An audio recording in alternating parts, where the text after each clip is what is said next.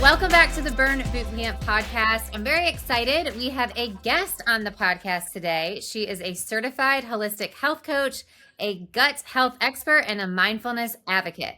She helps powerful women take their health into their own hands. Hannah Aylward, thank you for joining us today. Thank you so much for having me. I'm so excited to be here. Okay, so gut health and mindfulness. Those are two things that we don't always hear together when it comes to how you approach helping women and men. So tell us a little bit about your story and how you got into this field. Yeah. Oh my gosh. It could be a long one, but the abridged version is basically, I struggled with my own gut issues for years. So I felt like I had tried everything in the book. I had done maybe nutrition adjustments. I had tried going gluten-free. I had tried going dairy-free. I had tried elimination diets, and it felt like nothing was actually helping me get better. And I was looking, 6 months pregnant with bloating after eating an apple. And I was kind of like the girl in all my friends that I worked out consistently and I took care of myself and I ate healthy, and it didn't make any sense to me, right? So I was kind of like, what is going on? And no one could really give me any answers for that. It was like, you're young and healthy. It's just kind of how you are. Don't worry about it. Maybe it's in your head. You're just stressed. Mm-hmm. So I was like, just not really willing to accept that. And that's when I really dove into the concept of gut health and what that really means and how that influences our overall health. And I was realizing, as I was working with and being exposed to all of these different functional medicine practitioners, that really at the core of all of their work, whether they were helping women with hormones or skin or energy, was the gut. So that's when I was like, okay, there's something here that I'm missing. And that's when I really dove in and kind of got to the bottom of everything and learned that, okay, by repairing my gut, I can actually feel a million times better. I don't have to live with these symptoms, the constipation, the bloating, and the food reactions. Mm-hmm. And life is really on the other side of that for me. Yeah. So, gut health is it's much more commonly known now than it has been, even 10 years ago. And also, would you say in your research and your studies that more and more people are having gut issues? And maybe what is the cause of that? Like, what's happening with our gut? What's happening with our food that we didn't have to worry about, 30 years ago or 50 years ago? Yeah, that's a great question. I would say, I can't go anywhere without someone trying to talk to me about their gut issues. So I think they're pretty prevalent. I mean, the number one reason why people go see their doctor is because of stomach pain and stomach issues. So it's very prevalent in women, and sometimes I'll get messages from my community being like, all of your clients are women. Like, what's going on there? Mm-hmm. And we do help men. But I do think it's more prevalent in women. I think there's so many different reasons for that. But some of the main kind of drivers of these gut issues are things like chronic stress, under eating, over exercising. These are going to put our body in a really stressed out state. And when we look at, diet culture, and we look at how many of us did these diets and lived on these like restrictive diets. I mean, that was me, right? Where I'm counting out my almonds and I'm like, taking advice from Jennifer Aniston in People magazine or whatever it is. And then I'm thinking, if I do that, I'll look this way. And it over time, when you really learn what your body needs and how the body works, you learn that that's just it's gonna burn out your thyroid. It's gonna cause gut issues. It's gonna cause low energy and wear on your adrenals. And that is over time going to lead to these hormonal and gut imbalances. So I would say that's very prevalent. And then of course we have like antibiotic use, and we have the quality of our food, and we have our tap water. But also just trying to keep up with like modern day, we're hyper connected in this day and age, and we never turn off. I mean, we're checking our phones and we're eating while answering emails, and we're, women are now like running the businesses and raising the kids, and which I'm here for it. Obviously I'm a business owner and I love it. And at the same time, like we just can't do it all, so most of the women that I speak to are just like burnt out, and that is going to deplete minerals over time and slow down gut function over time. And all like I always say stress doesn't stay stressed. So there's physiological impacts of stress on the body. And that's it's kind of a downward spiral. Yeah. Yeah. So we basically what you're saying is it makes perfect sense, because I've had gut issues and you just explained my life kind of to a T, but I have become more mindful because I am learning more and more about my hormones specifically. And I'm not a stressful person. So when my doctor would ask me, like, are you stressed? I'm like, no, I'm good. Like, Mhm. am I busy? Yeah. Am I raising three kids in a business? Yeah. And then, so stress can also show up in just different ways that isn't always what's happening, in your mind and how you're feeling, but it Mhm. can show up in your gut. And so I want to talk a little bit about the relationship with our mind and our gut, right? I've heard a lot about the gut brain axis and how what Mhm. is happening in our gut can impact, our mental health. So talk to me a little bit about that connection. Yes, I love talking about the gut brain connection. So, our gut and our brain are intricately connected. There's no like paying attention to one without the other. So there's a saying that goes, what happens in the gut doesn't stay in the gut.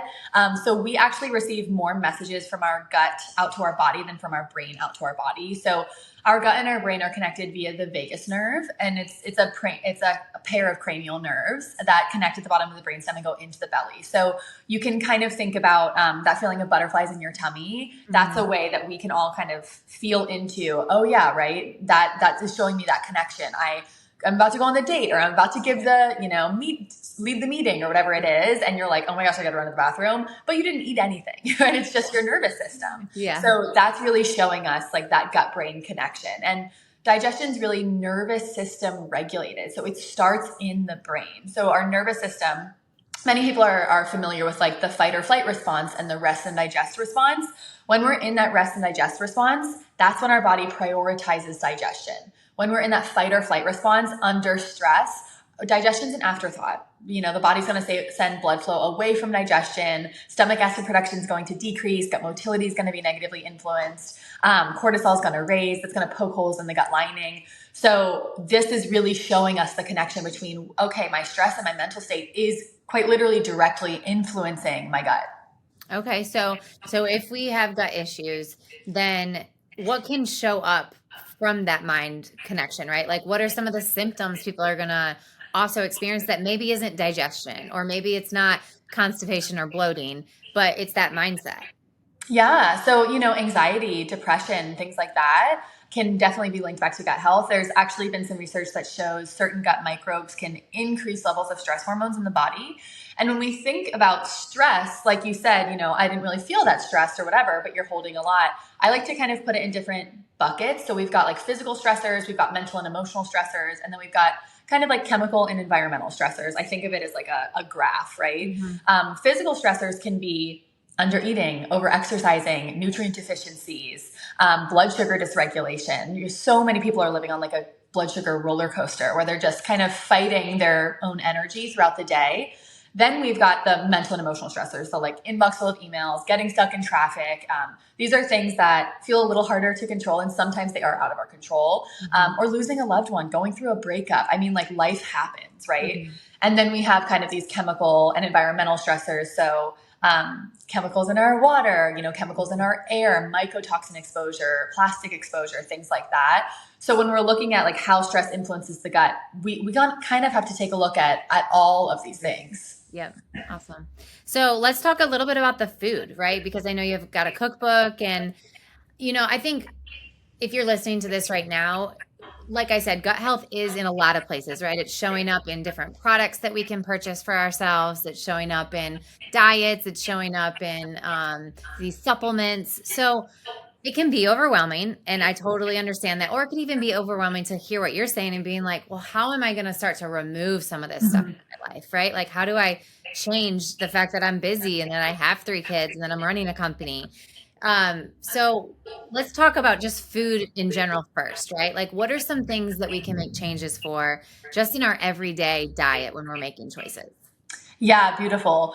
I like to take a very realistic approach to this because I have a history of all of the restrictive dieting myself. And I think at Mhm. this point in my life, my body just will not do it. Like my brain and body are like absolutely not on board. I can't do another restrictive diet. Yep. And we find that they cause people more harm than good. I mean, it's not worth it essentially with the clients that we see. So we really want to like set the foundations and the basics. Number one being eating enough. I mean, maybe not every single client, 95% of the clients that we see come Yeah. into us under eating. Women aren't eating enough protein. They aren't eating enough carbohydrates because they've been told that they're bad or whatever. They aren't eating enough fat. They're skipping breakfast, or they're working through lunch. So actually giving your body the nourishment that it needs is like step number one, which can feel more difficult when you're struggling with the digestive issues because everything kind of makes you feel bad. So we help walk clients through that process too.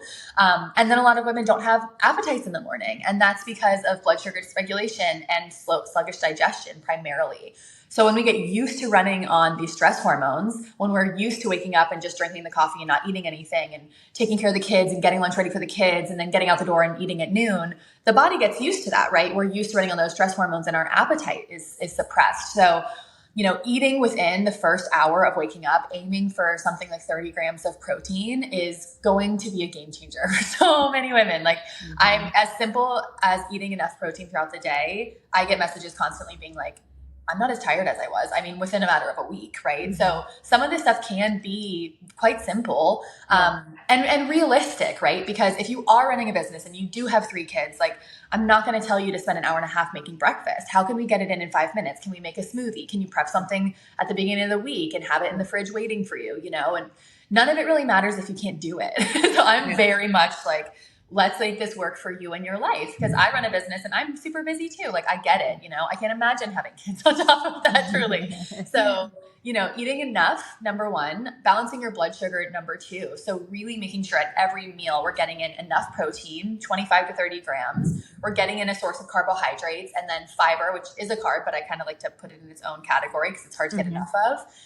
And then healthy fat. So it's not like keto. It's not like taking out all of these different food groups. It's actually kind of balanced and not as kind of sexy, right? It's not as cool and trendy, but it's what actually works. It's what your thyroid needs. It's what your adrenals need. It's what your gut needs, right? So really balancing your blood sugar is like, it's nutrition 101. So if anyone's overwhelmed by this or they don't know where to start, that's really like the best place to start. Yeah, with blood sugar, do you find everyone being a little bit different about how often they need to eat throughout the day, right? Because I think that's the other thing is some people don't like to eat 5 small meals, right? Or they don't have time to eat 5 small meals. So is that something that they should be focused on, is getting in more frequently, food to regulate blood sugar, or is 3 meals a day okay?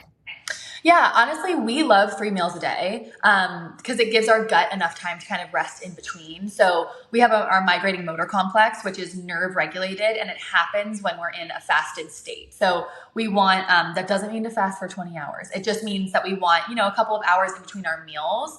So our migrating motor complex can kind of like do its thing. I like to think of it as a broom that comes in and like sweeps up the debris that's left over in the small intestine, moves it into the colon. So we're not getting any overgrowth in the small intestine, because that's when you get like big bloating and tons of painful symptoms. So if we're snacking all day, we're not really giving our body enough time for that. But everyone's a little, individualized here based on where you're at and how you're feeling now. So when people are really dysregulated blood sugar wise, they'll find that eating more frequently will feel better. And usually over time, they'll be able to space that out more. So I have like tons of examples of clients who, used to need a snack every 2 hours or whatever it might be. And then over time, as they learn to kind of regulate their blood sugar levels and actually like create proper meals, then they're able to elongate that. And the sweet spot I'd see for most clients is like the 3.5 to 4.5 hour mark, kind of spacing things out.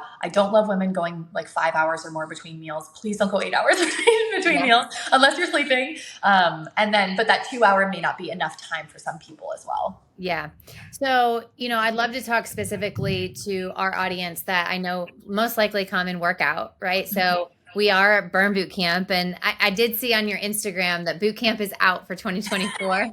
although I'm sure you have a good reason for that. Yeah. Let's talk about that, right? Because I know boot camp can also be just a blanket word for a workout. At Burn Boot Camp, we focus on strength training. We do incorporate cardio, but we're not keeping that heart rate up for 45 minutes. We're making sure it has some sort of interval. It has, that strength training to build muscle. But I think it's about how you treat your before and after your workouts that you really want to focus on, right? So not working out on an empty stomach, making sure you're getting that protein in. Like, what are the things that could impact a woman if they are just going to boot camp and overtraining and doing things that aren't taking care of their body?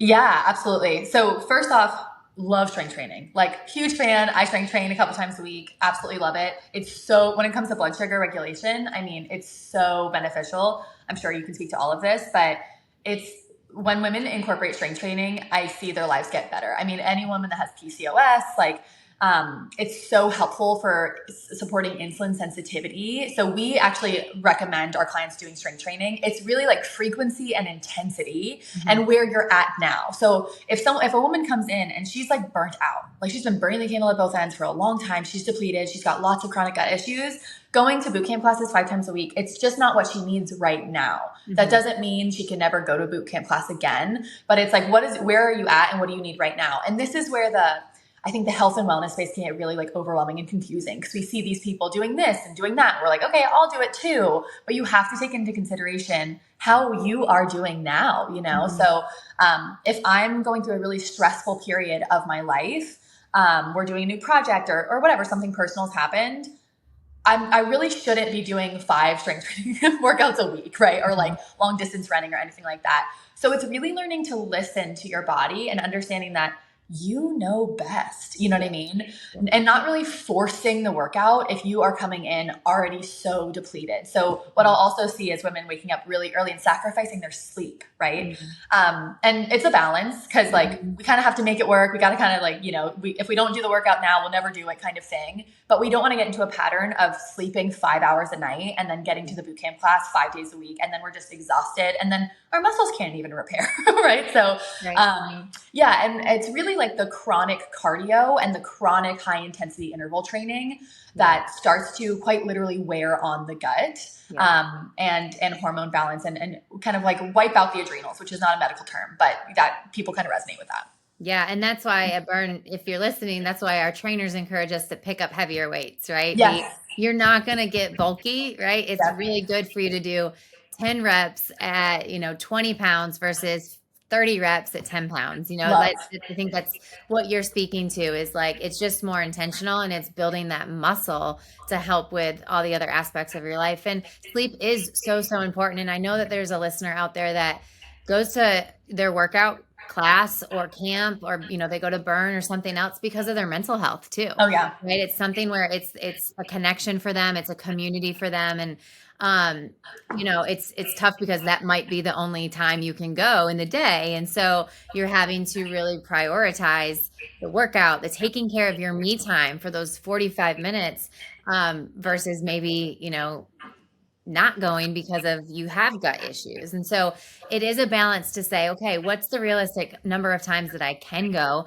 And then what else can I do, during that me time? Does it need to be a walk? Does it need to be yoga Mhm. and recovery? Does it need to be something that's not so intense, because of how you're feeling? So that's why I think it's important to just be so in tune with yourself. And like you said, prioritizing sleep, and but also finding that way to make sure you have 45 minutes or an hour to yourself, because that's equally as important too. Absolutely, yeah. And I think in this like diet and wellness culture that is like so prevalent today, we lose sight of the fact that going 3 times a week is like great. You know what I mean? Like we don't realize that it actually doesn't really need to be like 7 days a week. I mean, when you're picking up these heavier weights, like how often do you guys recommend? Well, we do strength training 3 days a week, and then we do like a form of cardio 3 days a week. So that's what our Yeah. protocol looks like. So, and we, of course, like we have athletic conditioning days where it is a little bit of both, but 3 days is really the focus for strength. And then the other time it is, cardio, but some people don't come on those times. That's when they choose to go do something else, do recovery or do a walk. So it really just depends on everyone's unique goals. But three to Yeah. four times is a great number to hit for working. Yes. We're Yeah. not open on Sunday because we believe in that rest. Yeah. So we agree. I agree. Yeah, yeah, beautiful. I think it's just so easy to lose sight of that because we see people like, I'm going to go do this, I'm going to do this, and 7 days a week, blah, blah, blah. And, over time that will cause more damage than good. Like we need a rest day. We need to make sure that we're eating enough. So if you're going to be doing the strength training and the cardio, like we've got to increase your caloric intake. We've got to make sure you're getting in adequate carbohydrates and enough protein for muscle repair. Protein is also necessary for gut health. Like our gut lining, requires amino acids that you get from protein. So Mhm. we really got to make sure that we're fueling properly. And I think women are kind of chronically under fueling out of fear, and not picking up the heavy weights out of fear. Mhm. So I hope that we can slash that Yes, today. yes, we need to eat our protein, we need to eat our calories, and we need Yeah. to lift heavier weights. And I've worked with thousands of women too, and we typically have focus meetings where, I'll say, "Hey, give me a day in a week worth of food. Let me see what you're eating." And I agree, we're chronically under eating. I see under 1,000 calories. I Ooh. see 50 grams of protein sometimes. Mhm. And it's like just some small changes in your food choices and your diet. And it is hard to get a lot of women to get over that, like, we need to eat for fuel, because we have been so brainwashed that a low calorie diet or a low fat diet is really what's going to be successful. But over time, it's got so many different health impacts, like Absolutely. your gut health, that then connects to your brain, that connects to this anxiety and this mental health crisis Mhm. that we're also working with. It's like, so what are some small things we can do to make ourselves feel better is totally the focus. Yeah, absolutely. And it's just kind of a rewiring, it's a rewiring of the understanding of actually taking care of yourself, and really I mean, I chronically underate for so long, and it directly contributed to my gut issues. Like I'm a walking example of Me that. too. Yeah. So, and there's research that shows, there was a study that showed, I believe 97, I'd have to double check, but 97% of those with an eating disorder develop a functional gastrointestinal issue. So when we are under eating and when the body's in a stressed out state, right, Yeah. that is going to then contribute to slowed down motility, lower stomach acid production, holes in the gut lining. I mean, we see it directly contribute to that. So I speak a lot to this because I also think that women are told unfortunately, when they go to the doctor, it's very quick to just be like, oh, you're just stressed. Just Yeah. like, here's an anxiety medication, or, you're raising 3 kids and you're running a business. Like, no wonder, or I've had clients come in and say, as soon as my doctor found out I was planning a wedding, he laughed and was like, that's it. Meanwhile, she has SIBO, so stress doesn't stay stressed because of the physiological impacts of it. So when we're working to overcome these gut issues, we have to take it all into consideration. We've got to look at the stress, of course. You're a whole person living a whole life, but we also have to look at the results of the stress that are now in the gut, right? Like dysbiosis or SIBO, or increased intestinal permeability or leaky gut or whatever it is. So we've got to take a look at all of these things, and nutrition plays a big role in that, but it's not everything. And I speak to that a lot too. I mean, of course we want to have proper nutrition, like that's a given. Our body needs that. It's like the foundation. And at the same time, if you're someone that finds yourself reacting to lots of foods, or you feel like you're eating clean, you're like, I eat my protein, I eat my carbs, I eat all these whole foods, I cook at home all the time, like I'm not eating fast food. This is most of our clients, right? They've made these adjustments and they're still bloated. They still have IBS. They still whatever. Yes. That's when the issues, it's something bigger now. And then we really go in, run testing, and assess what's going on and clean up this other stuff, so then you can tolerate more foods with less pain. And I just like to say that because women are very quick to be like, okay, cool, I'll go gluten-free, dairy-free, sugar-free, soy-free, this-free, FODMAP-free. And then that's just like leaning into that restrictive cycle in like a different way under the guise of like health as opposed to weight loss or something. It just gets very tricky. And I want every woman around the world to have a very like loving and comfy relationship to food in their body. Yes. Yes. I mean, we shouldn't have to be gluten-free all the time. We shouldn't Yes. have to be like, I know our food is also made with ingredients it doesn't need to have. So it's good to be conscious of what you're putting into your body. But, Absolutely. and like, I've gone gluten-free before, and yeah, I feel fantastic. But then I do feel restrictive at times if I'm out and, out in public. And so, I love your approach to it. And I think, like I said, it can be overwhelming. And we've talked a lot about nutrition. We've talked a little bit about the mindfulness, the working out. But if you, were to meet with a client, what would be just your top 3 tips that they could just go and get started on today if you're listening to this? Yeah. So the first one, coming back to blood sugar, I think that's like one of the quickest wins we can get. And we love quick wins because then people keep doing, keep doing it, right? So balancing your blood sugar, waking up, getting in the 30 grams of protein within like an hour, maybe an hour and a half of waking, will be a game changer. Honestly, for a woman of any age, like, menstruating woman, postmenopausal, it doesn't really matter. It's still going to super help you. Aiming for about 100 grams of protein per day for like your average woman is great. And it doesn't mean you have to like count it and overthink it, you know, but once you kind of start putting things together, you're going to realize, okay, cool. Like this is basically what it looks like. Yeah. I need a protein source at each meal, essentially, right? Like a piece of chicken or salmon or whatever, about the palm of your hand. If you just start there, I mean, it's simple. I don't really love like weighing things and counting things with clients because it's like just way too tricky for people. It doesn't help. So start there. Blood sugar, and getting in a good diverse range of plants too. So our gut loves diversity. The biggest study that was ever done on gut health, you know, because we're still learning a lot about it, was really showed that if we can get in 30 plus different plants a week, that's going to help build a robust and resilient, diverse gut microbiome. So that can sound like a lot. 30 plants can sound like a lot, but once you kind of start making your meals, you'll realize that it's not that hard to hit if you're paying attention. So for example, I'm like a huge fan of the morning smoothie because it's easy and you can just kind of like whip it together in 5 minutes. Yeah. And so if you're putting in like mixed berries, you've got like blueberries, raspberries, strawberries, you know, like a frozen blend or something, that's already 3. And then you've got chia seeds, and then you put in like ginger or something. I mean, we're already at 5, right? Then you put in almond butter, we're at 6. So that's a very easy way. We just want to pay some attention to it. And that's throughout the week, right? So 30 plus different plants a week. Starting there and with balancing blood sugar are like absolutely essential for our gut health. The second thing I would say is really getting in adequate minerals, electrolytes, right? So stress depletes minerals. We're going to burn through these things. So a lot of the women that we see are very low in like sodium and potassium and magnesium. These are some of our macro minerals, meaning we need more of them than something like boron or something like that. So making sure that you're replenishing, you have a good electrolyte supplement is really essential. So we need potassium to like sensitize the cell to thyroid hormone. We need it to support gut motility, right? So we need these minerals for all of these different processes in the body. Magnesium is required for like basically everything. I mean, liver detoxification, nervous system support, can help with healthy bowel movements.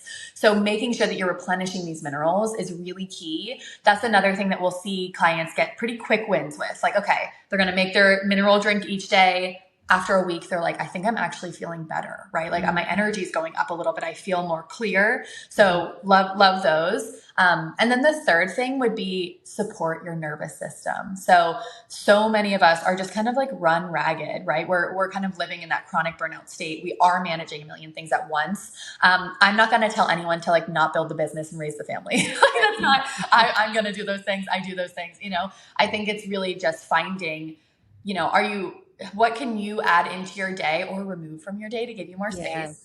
Or add to your day to like really actually support your nervous system. So does that look like 10 minutes of breath work? Does it look like not picking up your phone for the first hour? Does it look like getting up 20 minutes before the kids do so you can like sit in silence, you know?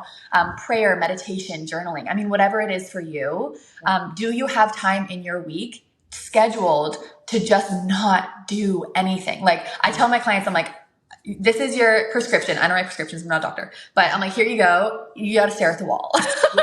Like nothing, no phone, no podcast, no TV. Like you need to just stare into space and remember what it feels like to actually rest and not have constant input coming in. Right. So supporting the nervous system in some way would be like, honestly, my number one recommendation, but a really, really important thing to take a look at. Yeah. Those are super practical and very doable. I can attest to having 3 kids and running a business. Like I'm a very busy woman, but when I do take that time, 20 minutes tops, you know, whether it's in prayer, in a book, or just sitting in my room in silence, it just resets me. Like it really does just kind of calm everything down. And I can promise you any email or text message or social media feed, it's going to be there. It's going to be there when we're done with this 20 minutes. So yeah, definitely. We live in this age of like false urgency, right? Like everything's like so urgent when really it's not. It's just not. And the irony is that, you know, and I have to tell myself this. I mean, we're all human. I'm not acting like I just do it all perfectly all the time. I'll get in my cycles and then I'll realize my practices have fallen off. And I'm like, okay, Hannah, like time to reel it back in. Like we know better than this, you know, in a loving way. I'm like, hello, no wonder I'm tired. But it's like, we really just, you know, want to add these little bits into our day to create this space. And we can be so resistant to that thinking we don't have the time for it. But I'm telling you right now, if you make the 10 minutes, you get time back because your brain's working better. You're more spacious. Exactly what you said. You calm down. And that's where like, I want every woman to be in that space because it's an incredibly powerful space to be when you feel in your body, calm and connected and healthy and vibrant and energized. Like that's the real purpose of my work is because I think women are so incredibly powerful and like quite literally change the world. But we've got to be able to think straight. In order to do that, we've got to be able to, like, if we want to raise the kids to be amazing humans, like we've got to be centered and common in our bodies. If we want to build the business that impacts, you know, hundreds of thousands of other women, like we have to be centered and energized and not burnt out and like exhausted, you know? So we think we don't have the time, but it creates space. Yeah, absolutely. And no one's going to give us that time. I think that would be like another message of encouragement I just want to share is I'm constantly overstimulated, especially when I'm at my house with my 3 kids. And if there's like a TV on in the background and my husband's listening to a podcast, like I immediately get to this like place where I'm like so overstimulated. No one's saying, hey, Morgan, why don't you go in the other room and just take 10 minutes? Like nobody's doing that. I love my husband to death, but he doesn't think the way I think. And that doesn't overstimulate him for whatever reason. So we have to create that time, like you said. We have to be the ones that say, I am going to give myself permission to do this thing because it's going to make me a better mom, wife, friend, just woman that wants to, you know, enjoy how I go about my day and not constantly be overstimulated or pulled in a million different directions. So I just want to give people that permission and you've got to take it because no one's going to hand it to you on a silver platter. Beautiful. Yes. And, you know, going back to like, why do these gut issues happen in women more? You know, women tend to be overgeneralization, but I think a lot of people will resonate with this. Perfectionists, right? Type A, people pleasing, taking care of everything before themselves. So that puts us in that burnout state that then causes hormonal, adrenal, thyroid, and gut imbalances. So that doesn't mean you blame yourself for it. That's not what I'm saying. Like, just witness that, have compassion for yourself and say like, I'm really worth the 10 minutes. Like, okay, cool. Husband, you're listening to the podcast, kids, here's a show. I'm going to walk around the block twice and with nothing, no phone, no headphones. I'll be back in 10 minutes. I'm going to take some deep breaths and then I'm going to come back and I'm going to be more available to like be the happy mom I want to be and to make dinner without feeling pissed off. You know what I mean? Like, and be centered in that. And especially when you're running a business, like you've got to make decisions. We make so many decisions. I mean, it's endless decisions and it can be so exhausting, but it's like when we know when we're not in that centered place, it's harder to make the decisions. We don't trust ourselves as much. It takes us longer to make the decision. So it's like, once again, it creates more space and ease. Yeah, absolutely.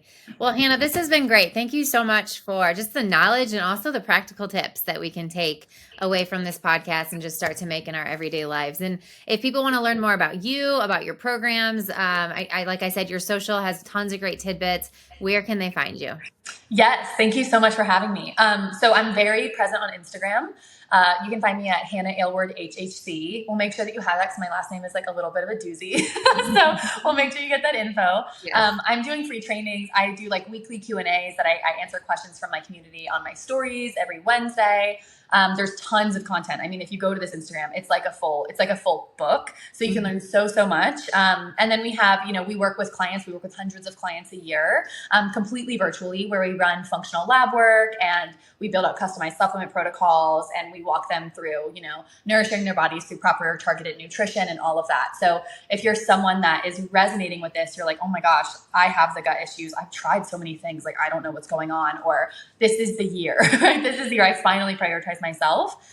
We would love to help you. I mean, it's such an honor to guide women through this process. So if you come over to my Instagram, like, don't hesitate to DM me. I'm always in there chatting with the community. And then we even have a free quiz for you as well. So I developed this free gut health root cause quiz, and we'll make sure that you get access to that. And it's just a couple questions that you can answer. And then based on what questions, what your answers are, you'll get that result. And then you'll get a PDF with like me discussing it and explaining things and next steps and recommendations and all that. So that's really juicy. Awesome. Thank you. Well, guys, we'll put all of this in the show notes. We'll make sure you have her contact information in the show notes as well, so you can directly reach out to Hannah if you have more questions. But again, thank you for taking the time to join us on the Burn Boot Camp podcast. So we always like to end our camps and my podcast with 2 claps on 2. So I'm going to do 2 claps on 2, 1, 2, and then we're just going to do 2 claps. Sound good? Okay, that's Okay, awesome. it's the Burn way. So here we go. 2 claps on 2, 1, 2.